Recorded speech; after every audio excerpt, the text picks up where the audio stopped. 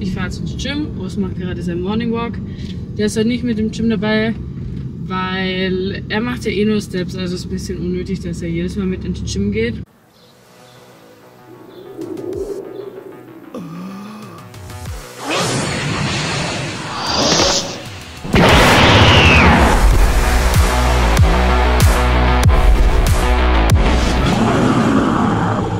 Machen wir mal einen kleinen Talk, einen kleinen Prep-Talk.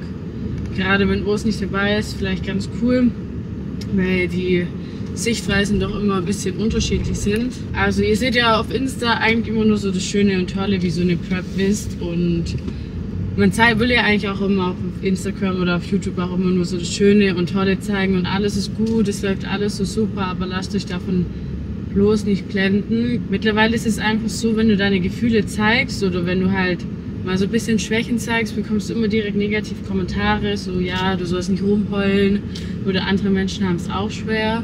Aber darum geht es ja eigentlich auch gerade in dem Moment gar nicht, sondern eher so darum, hey, mir geht's nicht gut und viele wollen es dann auch nicht auf Insta zeigen, weil sie halt Angst haben vor diesen negativen Kommentaren. Und ja, wollen dann einfach immer diesen Schein wahren, aber ich kann euch wirklich versichern, so ist es nicht immer. Und auch bei mir in Urs ist es nicht immer, weil ich kriege immer richtig viele Nachrichten. Boah, wir haben so eine schöne Beziehung und wir streiten uns nie und alles ist immer so schön und toll, aber bei uns ist auch nicht immer alles gut und klar, wir zeigen es auch nicht so, wenn wir jetzt uns streiten. Auf Instagram ist ja auch völlig normal, wir zeigen eigentlich auch immer nur die guten Zeiten, aber auch bei uns gibt es Höhen und Tiefen und gerade so eine 16-wöchige Prep für jemanden, der auf Olympianiveau ist halt auch nochmal eine ganz andere Liga, würde ich jetzt mal sagen, weil dieser Druck einfach viel höher ist und seine eigenen Ansprüche halt einfach viel höher und man stellt einfach sein ganzes Privatleben, seine Beziehungen, seine sozialen Kontakte, einfach so alles hinten an für dieses eine Ziel, für den einen Tag X und viele denken sich jetzt auch so, wie kann man das eigentlich machen, so für einen Tag X, aber es ist halt einfach Urs seine Passion und Urs sein Antrieb und es gehört halt einfach zu ihm dazu, wir verdienen auch damit ja auch Real Talk unser Geld, aber was ich euch wirklich mitgeben kann und vor allem auch an viele, die auch immer darunter schreiben, so unter die Kommentare, so hey, mein Freund macht auch gerade Prep und ist es normal, dass er nicht mehr mit mir redet, so dass er introvertiert wird, dass so diese Kuscheleinheiten so wegfallen, so diese zwischenmenschliche Beziehung. Ich kann euch sagen, also ich rede jetzt vielleicht so für 99% der Menschen, ja, es ist normal, weil wenn du richtig diätest, dann stellt ja der Körper automatisch um, so dieser Modus, ich will mich jetzt fortpflanzen, was der Mensch ja eigentlich hat, der fällt ja so komplett weg. Und so ist es bei Urs und mir auch. Ich sage immer so, die härtesten Wochen sind eigentlich so Woche 8 bis Woche 2, weil da noch so der härteste Job zu tun ist und fast gegen ein Schild gefahren und danach geht's eigentlich wieder. Aber auch bei uns ist es wirklich so, dass es gibt Phasen, so da reden wir kaum, es gibt Phasen, da läuft's echt super gut und so die erste Prep hat mich das emotional so richtig mitgenommen, ich sag's euch wirklich so, ich habe alles auf mich geschoben, so wenn Urs introvertiert wurde, wenn er mir weniger Aufmerksamkeit gegeben hat. Ich habe alles komplett auf mich geschoben. So, hey, der Typ, der will nichts mehr mit mir zu tun haben. Der hat eine andere oder so. Und das war echt richtig hart für mich, diese erste Prep. Aber auch wirklich viel Erkenntnis, dass man das einfach nicht so auf sich schieben sollte. Und das ist wirklich auch mein Tipp an alle Frauen, die gerade so das Gleiche oder alle Girls, die das Gleiche da draußen mitmachen. Haltet durch und es wird wirklich wieder besser. Und ich kann euch da wirklich nur den Tipp geben, so emotional dürft ihr das gar nicht an euch ranlassen. Und es gibt so immer zwei Seiten, weil ich halt auch immer viel so lese, so hey, Alisha lebt eigentlich nur für Urs und sie macht eigentlich nur alles für Urs. Es kommt jetzt halt so rüber, so die letzten 2 Wochen vom Wettkampf ist es wirklich so. So 200% lebe ich da für Urs, einfach um ihn nochmal zu unterstützen, weil das so die ekligsten 2 Wochen sind, bevor er laden kann, wo die Kraft einfach komplett fehlt und der Körper 0 Energie mehr hat. Aber ansonsten, auch in der Prep und außerhalb der Prep, habe ich mein eigenes Leben, Urs hat sein eigenes Leben. Ich lieb's, mit meinen Freunden was zu machen. Ich lieb's wegzugehen. Ich lieb's einfach so zu chillen mit meinen Freunden, auch mal ohne was mit so Urs zu machen. Aber das heißt ja auch nie, dass ich den Urs nicht trotzdem unterstütze, so. Weil ja auch immer so viel sagen, so, boah, ich koche einfach auch nur jeden Tag für den, so. Das ist einfach so 10 Minuten Arbeit und ich würde es jetzt nicht dazu bezeichnen, einfach, dass ich so für Urs lebe, eigentlich jeden Tag. Aber ja, so sieht es halt aktuell aus. Deswegen mal so ein bisschen so Real Talk. Bei uns ist gerade auch eher ein bisschen so, wir nennen das immer so Eisblock-Zeit, also Urs. Ich nenne es immer so ein bisschen so WG-Leben. Weil so die letzten 3-4 Wochen waren schon zäh, muss man sagen.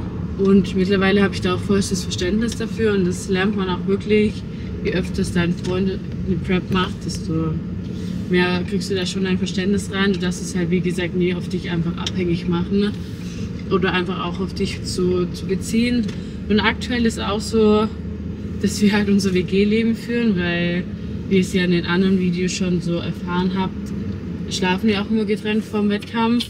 Was aber eigentlich auch mal so ganz chillig ist. Also ich finde es nicht so mega schlimm, muss ich sagen. Wir leben uns gerade schon ein bisschen so auseinander, aber innerlich wissen wir schon, dass wir so zueinander gehören. Aber so die letzten 2 Wochen ist es halt immer so, du musst diesen Prozess einfach vertrauen, dass danach wieder alles gut wird. Und ich meine, wir sind schon fast 5 Jahre zusammen und es war bisher immer danach wieder alles gut. Sobald der Körper wieder Kohlenhydrate bekommen hat, dieser Druck weg ist, der Wettkampf weg ist, dann ist eigentlich zu 99% im Laufe der nächsten 3-4 Wochen eigentlich wieder alles im Lot. Aber es ist halt auch vor allem wichtig, dass man sich halt auch als Freundin von so einem Partner nicht unterkriegen lässt und sein eigenes Leben weiterführt. Und viele übertreiben es halt auch einfach komplett. Ich habe es schon mal erzählt, ich habe mir so eine Nachricht gekriegt, wo mir jemand geschrieben hat, hey, ist es bei dir auch so, dass wenn ich mir jetzt zum Beispiel abends eine Pizza bestelle, dann würde ich niemals den Raum verlassen, nur weil Urs in dem Raum sitzt, weil ich mir halt denke, ey, du machst die Prep, also wenn es dich stört, geh du raus, ich gehe nicht raus sicherlich.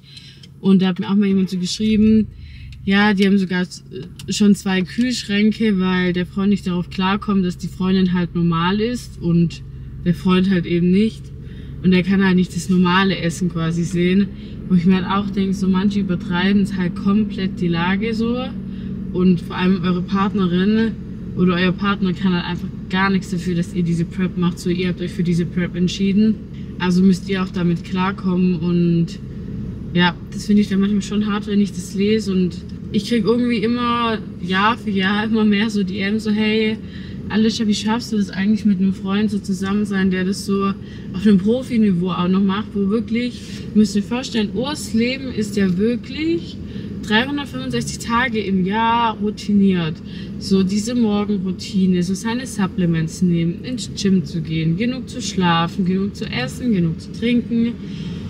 Da gibt es keine Wochen, wo er mal so chillt, so selbst wenn wir im Urlaub sind oder keine Ahnung, mal verreisen, whatever, diese Routinen bleiben ja bei Urs bei und ich bin ja zumindest das komplette Gegenteil. Mein Tag ist komplett strukturlos. Ich habe keine Struktur in meinem Tag. Wenn mir meine Freundin China schreit, ey, lass morgen feiern gehen, dann werde ich morgen 1 Stunde bevor der Rave geht einen Zug buchen und dorthin fahren, einfach weil ich bin am Start, aber ich brauche nicht so dieses so, okay, ja, ich muss das jetzt erstmal 2 Wochen planen, dann muss ich gucken, was ich mir so zu essen mitnehme und so. Komplett anderes Gegenteil, aber ich bin wirklich davon überzeugt, dass das der Grund ist, warum Urs und ich heute noch zusammen sind, weil, stellt euch mal vor, wir wären beide auf Prep, wir würden immer beide gleichzeitig eine Prep durchziehen und bei 5% funktioniert es. Ich kenne Pärchen, bei denen funktioniert es so. Nach außen hin, wie es nach innen hin aussieht, weiß man auch nicht, weil die auch nicht Real Talk reden. Aber Urs wird ja extrem introvertiert und würde ich jetzt noch Prep machen und auch introvertiert werden, ich könnte Punkt 1 Urs nicht unterstützen. Und Punkt 2, dieses WG-Leben, was wir jetzt schon haben, das würde 3-4 Monate anhalten, weil jeder auf sein eigenes Ziel fokussiert ist, jeder wird egoistisch, keiner gibt nach, wir würden nur diskutieren und streiten, weil je mehr man Hunger hat, desto reizbarer ist man ja, je mehr Hormone kicken dadurch. Und einer muss dann immer nachgeben und dann einfach sagen, hey komm, jetzt ist alles gut. Und das ist meistens der Part, der nicht auf Prep ist.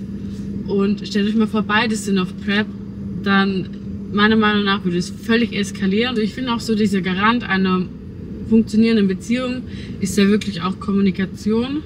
Und das ist bei mir und Urs echt teilweise oft gescheitert, so die ersten 2 Jahren, weil wir halt nie kommuniziert haben, was uns stört am anderen in der Prep. Wir haben es halt beide hingenommen, haben uns viel gestritten und das wurde dann von Jahr zu Jahr zu Jahr besser und so diese Prep, wir hatten echt keinen einzigen Streit. Also abschließend will ich euch noch echt sagen, so egal ob ihr auf Prep seid, egal was ihr gerade durchmacht im Leben, egal wie aussichtslos es erscheint, ihr könnt mir glauben, ihr müsst wirklich jeden Tag leben, als wäre es euer letzter, weil es wird irgendwann der Tag kommen, wo es euer letzter wäre. Ich sag das auch immer so, auch wenn die Prep-Tage schwer sind, hey, es ist so ein Tag deines Lebens, den du da gerade verlierst, in Anführungsstriche, wenn du dir den ganzen Tag nur negativ redest. Und ich hatte das Gleiche, als wir dieses Jahr von Ohio zurückgeflogen sind nach Deutschland, habe ich eine Thrombose bekommen, eine tiefliegende. Und ich hatte nie damit gerechnet und ich lag im Krankenhaus und ich dachte mir auch so, ja, okay, fuck, wenn die sich jetzt verrutscht, dann sterbe ich von heute auf morgen, wenn dies in meine Lunge geht. Und ich habe das mittlerweile alles medikamentös eingestellt bekommen mit Blutverdünner, musste jetzt auch sehr lange noch nehmen. Und trotzdem ziehe ich mein Leben durch, ich lebe mein Leben, ich mache alles, auf was ich Bock habe. Weil da wurde mir einfach so bewusst, so hey, es kann jeden Tag wirklich der letzte sein. Und auch auf Prep, viele schließen sich immer ein, so vernachlässigen ihre sozialen Kontakte. So, stellt euch mal vor, irgendwas passiert mit diesen Leuten oder mit euch und ihr seid auf Prep und denkt so, hey, wegen einem Tag X vernachlässige ich alles. Ihr würdet es euer ganzes Leben bereuen, wirklich. Deswegen versucht sogar auf Prep jeden Tag so zu genießen, egal wie schwer es sein kann, immer das Positive rauszuziehen, denn wirklich, erst wenn man wirklich was durchgemacht hat, so ein Schicksalsschlag, würde ich jetzt mal, also ich nenne es bei mir keinen Schicksalsschlag, aber es war damals bei mir schon auch so ein harter Moment so und eine harte Nachricht, die ich bekommen habe, weil ich halt auch weiß, dass man die nicht richtig behandeln kann und ich kann sie jederzeit wiederbekommen, weil ich da auch genetisch veranlagt bin. Und trotzdem bin ich jetzt hier, ich bin in Las Vegas, so ich fliege, ich supporte meinen Freund, ich gehe mit meinen besten Freunden feiern und alles. Deswegen, ich lebe mein Leben einfach so, wie ich Bock habe, weil ich da einfach wusste, so okay, es kann jederzeit vorbei sein und ihr müsst wirklich, wenn ihr auf Prep seid, euch immer so das Positive aus einem Tag, der euch wirklich zäh erscheint, wo der Hunger eklig ist, zieht euch immer so das Positive raus, weil ihr werdet es irgendwann sonst bereuen und deswegen so, es gibt auch nichts, was ihr bedauern könnt im Leben, wenn ihr jeden Tag einfach lebt, wie ihr den leben wollt. Und ich hoffe, ihr habt Spaß mit meinem Podcast gehabt. Ja, das waren einfach mal meine Gedanken, die ich mit euch teilen wollte. Moin Meister, am Start oder was? Ich schau mir Derek an.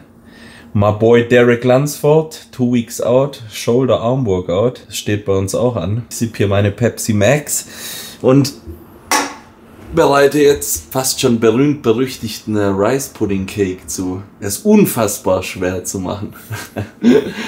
Kleiner Joke. Wir wollen Battle ready sein und deswegen machen wir uns ready fürs Battle. Level ist jetzt auf jeden Fall ultra gechillt. Ich merke auch jetzt, seit das Cardio raus ist morgens und nur der Walk drin, der Körper täglich ja besser aussieht, frischer wird und ich muss es immer wieder sagen, Stefan ist da einfach Magic. Das ist krass. Wir sind jetzt das erste Mal 2 weeks out und können entspannt in die Sache reingehen, müssen da nicht mehr irgendwie mit der Brechstange Vollgas mit Cardio und allem bis zu Peak Week machen, sondern ja, cruisen da jetzt ganz gemütlich rein. Das habe ich hier schon, das ist immer so meine Routine, morgens nach dem Frühstück, bevor ich pennen gehe, tue ich das vorbereiten. Jetzt wird es mathematisch, aber ich habe lange dran getüftelt.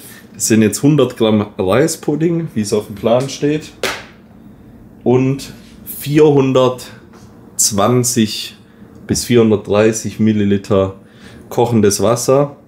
Das Ganze sitzen lassen, das steht hier schon bestimmt 1,5, 2 Stunden. Ansonsten Zutaten, die man noch braucht: ein Designer Whey oder wie ich hier das ISO Whey, ich bin voll drauf hängen geblieben, Cinnamon Cereal, und da kloppe ich mir immer genau 51 Gramm. Salz ist hier abgewogen, meine tägliche Salzmenge, die wird jetzt ja mit jedem Tag 5 Gramm so festgesetzt. Da mache ich immer ordentlich was rein, so 1 bis 2 Gramm tatsächlich. Denn Salz ist wichtig, gerade in Vegas, wenn die Hitze am Start ist, schwitzt man ordentlich und die Elektrolyte müssen auf jeden Fall immer am Start sein. Ich schwör's dir, alle Jungs und Mädels, die Wettkampfvorbereitung machen, fühlen es, glaube ich, komplett. Man fängt so in der Diät an, gerade wenn dann der Hunger kickt, seine Mahlzeiten so. Weißt du, die müssen perfekt gemacht sein. So. Was ich tatsächlich aufgehört habe, ist das so übel fancy zu toppen, und fangen die gerade Amateure oft an, dann Sachen zu adden und zu adden und zu adden, und dann hast du halt am Ende irgendwie ja nochmal 80 Kalorien die Mahlzeit extra, weil du halt ja, irgendeinen Kram die ganze Zeit dazu machst. Und glaub mir, deine Geschmacksknospen, die werden in der Diät so krass, da schmeckt euch der Apfel, den es später dazu gibt, wie, ja, keine Ahnung was, ein Krispy Kreme Donut zum Beispiel. So, hatte der Kameramann gerade, by the way, deswegen bin ich ein bisschen jealous. Ultra wichtige Zutat und Geheimtipp von Alices Oma. Wir haben hier Sprudelwasser und jetzt kommt der Moment, wo sich alle denken, Digga, das kann nicht funktionieren. Aber jetzt kommen hier nochmal 300 Milliliter oder 300 Gramm Sprudelwasser rein und es ist jetzt schon ziemlich flüssig, aber der Sprudel gibt dem Ganzen einfach nochmal ein bisschen mehr Volumen und macht das Ganze am Ende auch so ein bisschen, wie soll ich sagen, luftig und einfach übertrieben geil zum Essen. Wir werden das gleich stufenweise in der Mikro, werden wir das hier gleich noch reinzimmern. Und dann wird es nämlich zu einem richtig geilen Kuchen sozusagen, beziehungsweise eher so ein Sludge. Das wird so außen halt fest und dann innen so flüssig und das Ganze mit dem Zimtteppich getoppt. Ist natürlich dann schon sehr sexy, gerade wenn man am Hungern ist. 2,5 Minuten rein in die Olga für die erste Runde und machen dann fast wie im Training 2 oder 3 Sätze, 2 oder 3 Runden Mikro. Die eigentliche Kitchen Queen ist Alice, war das Kochbuch am Start. Hier auch ganz cool, wusstest du, Zimt. Hier sind auch so ein paar kleine ja, Info-Pages drin. Zimt zum Beispiel, warum benutze ich so viel Zimt? Wirkt regulierend auf den Blutzuckerspiegel, also niedriger Blutzuckerspiegel, bessere Insulinsensitivität. Außerdem wirkt es entzündungshemmend und etc. etc. Wir haben hier aber geile kinderleichte Shakshuka oder so Bodybuilding-Gerichte drin, die auch also mit dem Bananenbrot, meine Lieblingssüßigkeit, die Dattel-Süßkartoffel-Brownies. Hier, das Bananenbrot random, das gibt es tatsächlich hoffentlich nach dem Olympia. Könnt ihr aber abchecken, esn.com auf jeden Fall, Rise and Shine. Und ja, jetzt ist die erste Runde hier durch. Immer noch nicht fertig aus. Zweite Runde 1,5 Minuten, also von 2,5 auf 1,5 und dann meistens noch so eine Minute. Detail, wo Alice sich immer lustig über mich macht. Ihr seht, das ganze Ding ist jetzt schon so ein bisschen hochgegangen und das wächst natürlich auch in der Mikro. Denn wir wollen ja auch, dass die Gains wachsen und somit kommt das jetzt in die dritte Runde und jetzt muss ich halt immer reinluken, reingeiern und stehe dann immer so vor dem Mikro, weil es soll ja natürlich nicht überschwappen und bevor es überschwappt, macht man das Ganze dann auf, lässt es wieder ein bisschen absinken und so wiederholt man das Ganze ein bisschen. Man kriegt dann da so ein ganz gutes Gefühl für, aber jetzt siehst du, jetzt ist es schon ziemlich hoch, jetzt geht es aber wieder runter und das ist die ganze Magic dahinter. Also wie gesagt, wenn man jetzt ultra viel in der Off-Season zu essen hat, dann prügelt man sich das einfach so rein. Aber wenn man im Defizit ist, sich das Ganze auch ein bisschen, wie gesagt, nicht übertrieben, aber so schmackhaft machen, dass man sich auf die Mahlzeit noch freut. Ergo, ihr kommt nicht darauf, ja, die ganze Zeit irgendwie zu cheaten oder außer Plan Meals zu essen, weil euch einfach die Mahlzeiten schmecken. Guck mal, jetzt sieht das Ganze so aus. Also vorher, nachher. Dann nimmt man sich hier natürlich den kleinsten Löffel, der zu finden ist, toppt hier ordentlich Zimt und dann gibt es da auch eine Technik. Und zwar geht ihr jetzt hier in die Mitte rein und fängt es an hier so umzurühren, weil das ist, wie gesagt, die Ränder sind fest und innen ist es weich. Hier riechst du schon, wie geil das nach Zimt riecht. Mit dem Cinnamon Cereal und dann nehmt ihr so ein bisschen was von den Ecken, mischt es hier rein. Ich sag's euch, das ist sowas von geil, Alter. Siehst du den Rand, wie der so fatschig ist und innen wird's dann so noch so ein flüssiger Puddingkern. Digga, Reispudding war auch die beste Erfindung des 21. Jahrhunderts. Wir haben uns gestern auch gefragt, Bodybuilder früher, gell, die hatten es so hart. Die hatten keine Airfryer und so. Morgens auf dem Scheißhaus lese ich mir die Flex durch. Habe ich so ein paar alte Episoden und dann sind da so Ernährungspläne von Vorbereitung von was weiß ich wem. So morgens 7 Uhr. Ein Glas Wasser, 300 Gramm Pute, 150 Gramm Brokkoli, whatever. Packen wir das Ganze jetzt noch, solange ich die andere Komponente noch hier zubereite. Und zwar einen schön aufgespritzten Pink Lady Apfel. Die ganz wichtig aber waschen und dann verzehren. Am besten mit einem Tuch noch nachtrocknen. Und dann habt ihr eine genau richtige Mischung zwischen schnellen Carbs und auch ein bisschen Fructose. Es ist immer gut, verschiedene Proteinquellen, verschiedene Kohlenhydratquellen am Start zu haben. Das war's. Rice Pudding Cake. Heute steht auf jeden Fall eine geile Arm- und Schulter-Session an. Ich habe schon wieder richtig Bock drauf, vor allem nachdem ich gestern die Geräte im Fit Club gesehen habe. Heute aber, muss ich sagen, nur ein Meta zünden und aber ein Crank Pump Pro dazu, also ein Pump Booster gibt es bei mir immer. Dann sind wir ready. So sieht die Pre-Workout-Routine aus. Hallo! Was geht? Wir fahren jetzt zum Training, oder? Ich war jetzt zum Training. Wie viele Donuts hast du dir geladen? Ich habe 3 gegessen. Mir ist richtig Du schlecht. bist so gottlos, Alter. Wirklich? Bro! At least you can grow hair. Yeah, My you can grow the beard. no, yeah. Yo, Do your work. I go to train. This guy is Mr. Always Busy. Ja, ey, wir sind wieder am Start. Was soll ich euch sagen? So, erstmal ordentlich aufwärmen und dann fangen wir gleich mit einer stabilen Dip-Maschine an. Ich muss sagen, hier die Armgeräteauswahl ist auch übertrieben stabil. Bleibt bei den Basics. 3 Übungen Trizep, 3 Übungen Bizep und dann passt es. Konzentriere mich heute auf jeden Fall auf die Kontraktion, auf die Dehnung. Es war schon noch einen schwereren Satz, aber gehe auch wirklich viel auf Wiederholung, viel auf Muskelgefühl. Es funktioniert bei meinen Armen gut, wie ich schon in den letzten Videos gesagt habe. Es ist immer die Mischung, verschiedenen Wiederholungsbereiche und dann läuft der Shit.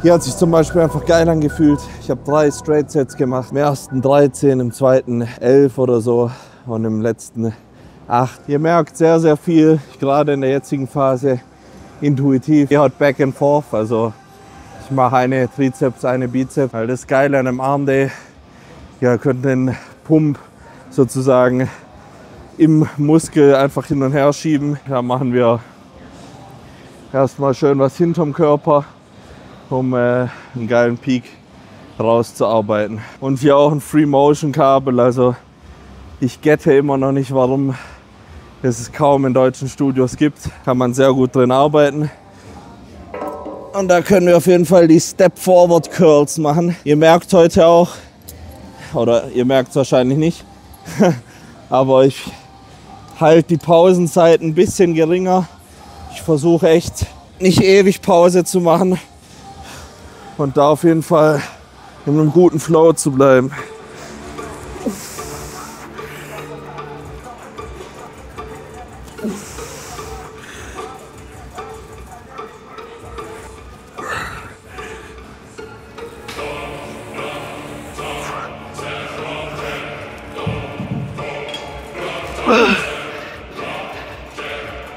Oh. Digga, die 2 haben so gesessen. Ich sagte, wie es ist, da brauche ich jetzt nicht noch einen. Die haben richtig gezimmert. Ich hoffe, jetzt habe ich auch einen kleinen Gedankenanstoß an euch da draußen gegeben, was Training angeht. Also ein System zu haben, dem man folgt, ist gut. Hört noch mal mehr auf euch selber, verdammt nochmal. Euer Körper signalisiert euch viele Dinge und vertraut auf euch selbst. Lasst euch nicht ablenken von Social Media. Lasst euch davon inspirieren, versucht was mitzunehmen. Haben wir eben auch im Auto geredet, aber lasst euch da nicht zu viel aufschwätzen, so. Auch von mir nicht. Also wenn ihr euch denkt, nee Mann, ich brauche 5 Sätze die Übung und ja, macht dafür nur 2 oder so, dann go for it. Das ist das Schöne an diesem Sport. Es gibt so kein Blueprint für alles. Und jeder ist individuell.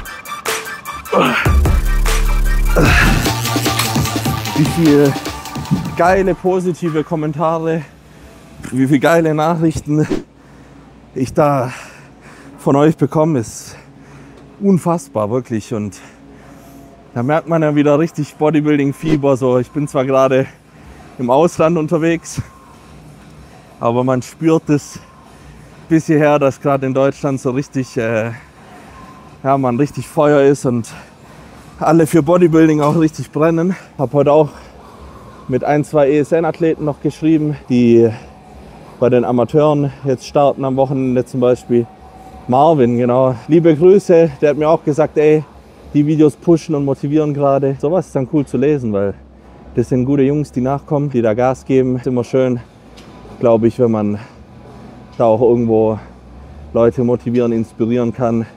Und am Ende des Tages wollen wir alle besser werden. Und warum sich gegenseitig runterziehen, wenn man sich auch gegenseitig upliften kann. Wir haben jetzt 3 Sätze über Kopf einzeln gemacht. Warum einzeln? Einfach weil ich mit der Ansteuerung vom langen Kopf noch so ein bisschen meine Probleme habe, aber da hilft unilaterales Training richtig gut. Und jetzt knallen wir hier die Maschine weg vorm Körper. Oh ja.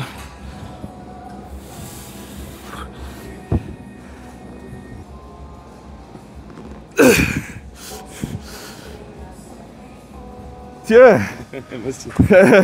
How are you doing? My boy is here. Stanimal in the house. How you doing, brother? Good. Oh, good. Wie geht's? If you wanna see a training video with this guy, but you know what I'm more interested in? What? Recovery? Riding your bike. Check out this guy. Thanks. I mean, he did some crazy things. He started in men's physique, Yes, sir. like switch to classic. Yeah. And now he's an open, guys. Meine heißgeliebten Crossovers kann ich jetzt hier nicht machen. Ich mache hier die Übung jetzt im Reverse Grip. Die scheppert auch gut rein. Davon 3 Sätze. Hier auch mehr Wiederholungen, so 12 bis 15.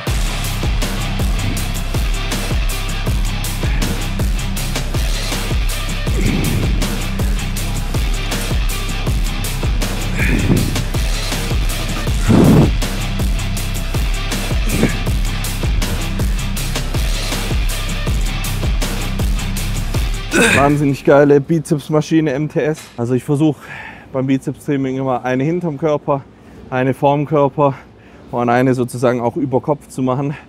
Und damit habt ihr dann den kompletten Bizeps abgedeckt. Wir haben hier noch eine, die ist ganz cool. Da will ich aber dann den Pumpsatz machen. Und hier auf jeden Fall 2 schöne Sets wegballern.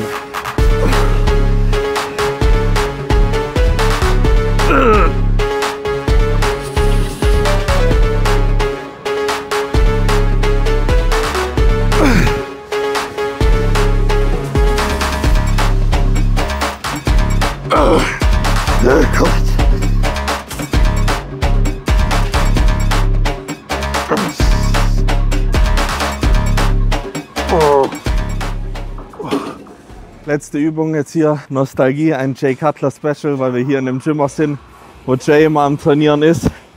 Machen wir die Übung, die ich mit ihm gemacht habe. Und zwar machen wir jetzt einen fetten Pumpsatz noch hier, 20, vielleicht noch mehr Wiederholungen, um nochmal alles rauszuholen hier aus dem Trizeps mit so einem geilen Attachment. Und da, wie gesagt, nicht viel Gewicht, sondern richtig schön auf Squeeze, auf Dehnung.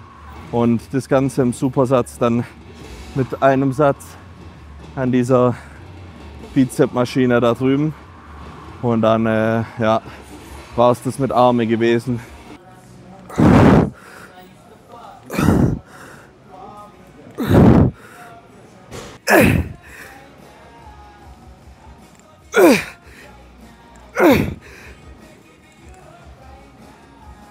Oh.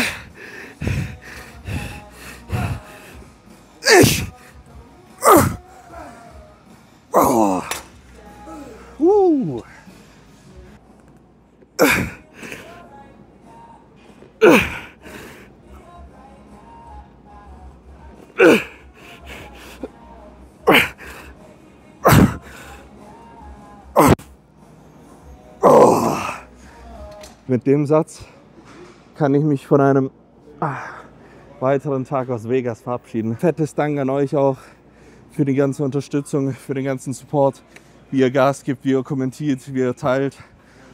Richtig geil, gibt mir auf jeden Fall richtig viel Energie und Motivation. Und ich sag mal wieder, adios und bis morgen aus Vegas, Baby. Dranbleiben, jetzt wird es jeden Tag spannender und spannender. Wir sind Olympia ready.